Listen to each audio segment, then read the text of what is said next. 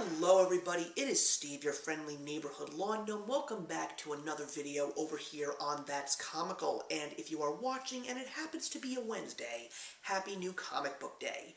Well, it is very impressive that we are officially here at this juncture because we are going to be talking about the landmark 29th film in the Marvel Cinematic Universe. It is quite impressive to see that this very interesting, never-before-done project has really taken control of all of entertainment and cinema and has become the gargantuan juggernaut that it is today. And of course we're going to be talking about the latest film, which is Thor, Love and Thunder, which once again sees Chris Hemsworth and Natalie Portman returning in their roles that we originally saw way back in 2011.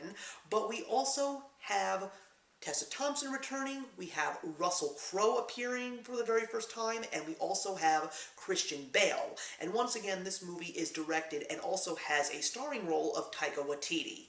So when it comes to the Thor franchise, as someone who has been watching these movies for a great many years, I definitely will say that when the Thor solo films took a turn and became what they were thanks to Taika Waititi directing the third film, Thor Ragnarok, I will be perfectly honest and say I was not a fan.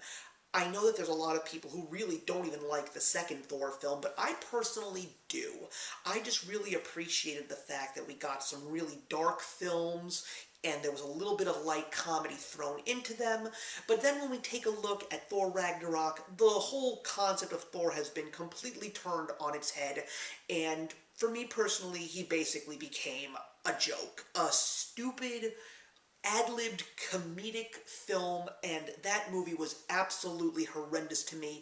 I didn't understand its point. It literally went nowhere in terms of story, and all it pretty much was to just keep people patient for the final installments of the Avengers saga and the Infinity Saga, which of course were mind-blowing films. So knowing that we were going to be getting Taika Waititi to come back to direct a fourth film, and what's very interesting about Thor, Love and Thunder is the fact that this is the first of the solo Marvel films outside of the Avengers to actually receive a fourth installment. That's pretty crazy.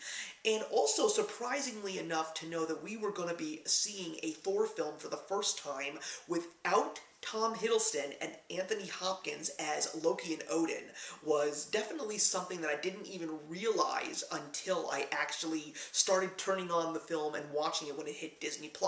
Obviously, I didn't see it in theaters because I am the proud father of a now 4-month-old daughter, and I just don't have the ability to go out and see films. So, also knowing that we were going to be getting a villain that I personally appreciate a great deal, and knowing what he has done for the Thor franchise in comics, which is Gore the God Butcher, once again, Taika Waititi mixed with a very, very dark villain. Were we actually going to get a interesting and really great Thor film? No. No, we did not. I will still say that Thor, Love and Thunder, for me personally, was better than Thor Ragnarok, but it was still an extremely hot mess. This movie, in terms of its acting, no. And it was really upsetting to me because of the stories that this particular film took from the comics, particularly the fact that Jane Foster returned as a character that we had not seen since Thor the Dark World, and of course it was great to know that Natalie Portman would return, and we would also see the first appearance of the Mighty Thor, or Lady Thor, as some people who read the comics like to call her. And I personally felt that when it came to the chemistry between Chris Hemsworth and Natalie Portman, it was great. I mean, they really do work well together, but the script that was given to them was just something that didn't work. This movie did have a tighter story. Like, it didn't just feel like something that was just all random ad-libs, and it didn't feel like it was something that just didn't make sense. There was a story here, but for me it was poorly executed, particularly two pieces of the story. The whole story about Jane Foster dealing with her cancer, and also using the power of Thor in order to try and fight and beat her cancer.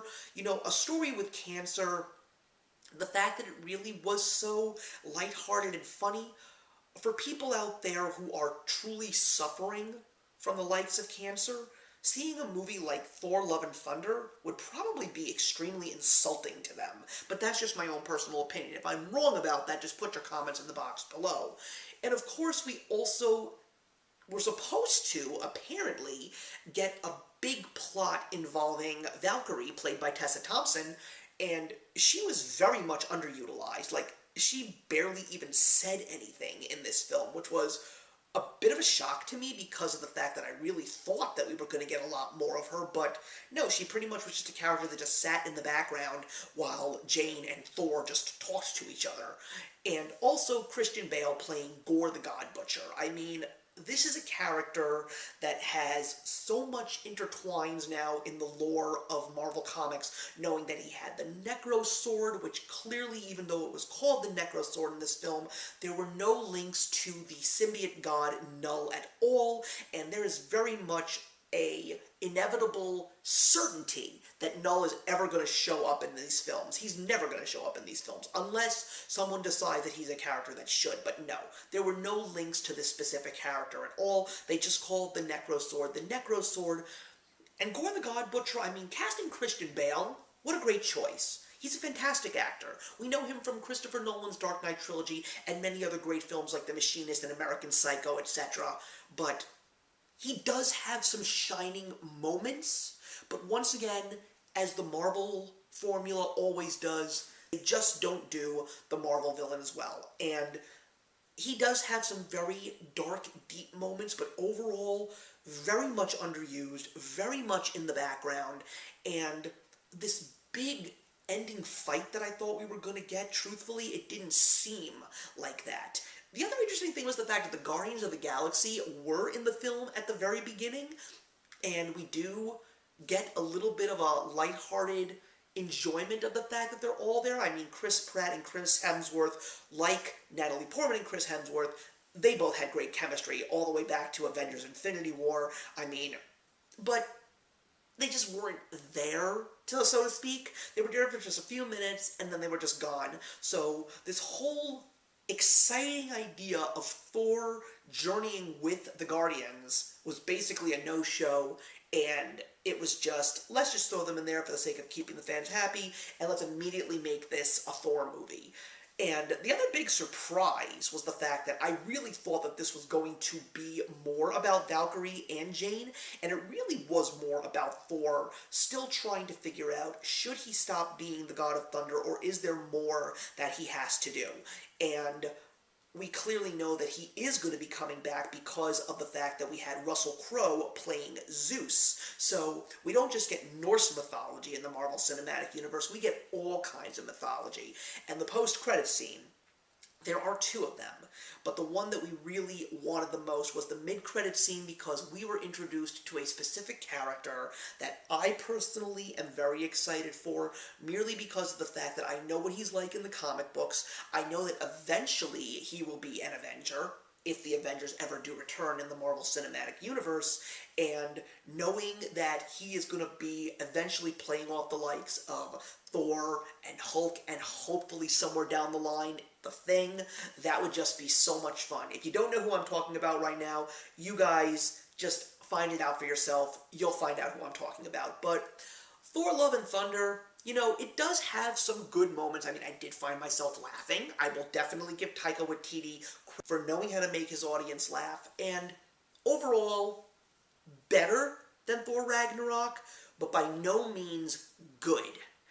But of course, I am a completionist. This will end up in my DVD/Blu-ray collection, and I will be watching this movie numerous times as I watch the entirety of the MCU unfold, starting with the original Iron Man.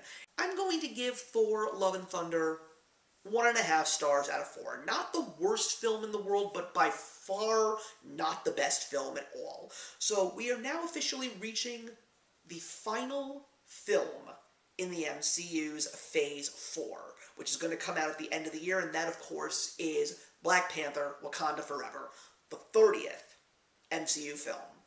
I am very excited knowing which characters are going to be showing up in the MCU for the first time, but I'm also really curious to see how they are going to film a Black Panther movie without the likes of T'Challa, aka the late Chadwick Boseman. But anyway, everybody, those are my thoughts. Put your comments in the box below. Let's have a discussion, and I will see you in the next one.